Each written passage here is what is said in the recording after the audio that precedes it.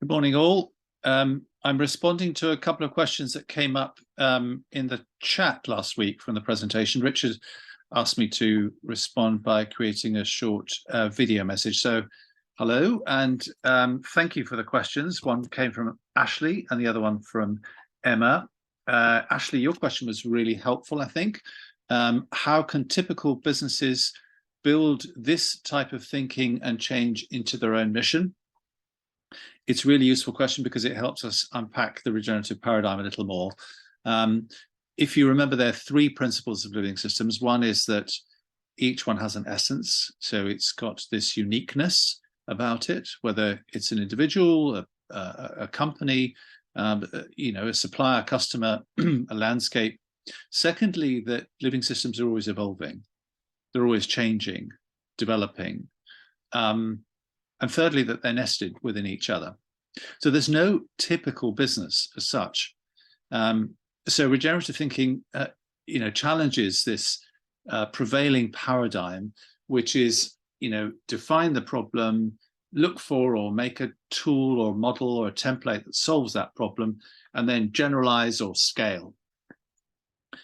So that's not how living systems thinking works. There aren't any generic problems, and therefore no generic solutions. So how might we go about answering that question? Well, we would sit down with an individual business and with the leadership team or with the chief exec initially, and ask, well, what's this business all about? In what way does what you do here speak to something that each of you, and maybe in different ways, care about deeply? What's the business works? What is the business actually all about? What does this work bring to the world? Why do people come here? Why do they turn up every day? What is it in them that keeps rising, that brings them to work? At least those who have a stake in what the business is about. So what we're trying to get to there is that wider sense of what's the endeavor, what's the business endeavor really about, what's the value it's trying to bring to the world uniquely.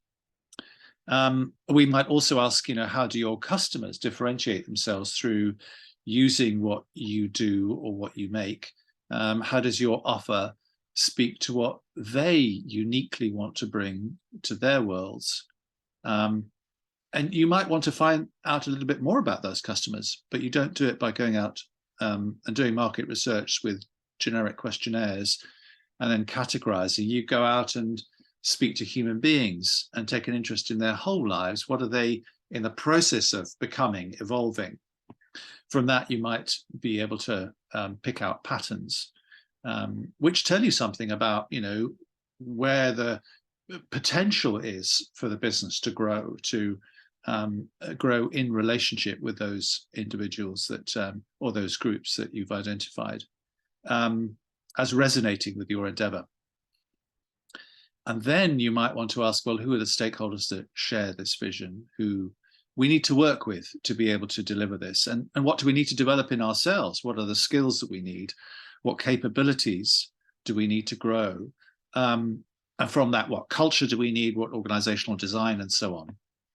So that's how we might go about it. It might sound a little long-winded, but it is a process of growing a relationship and seeing yourself in the process of growth and evolution as a living system. I hope that's enough. Please do follow up if you want to know more. The second question was from Emma.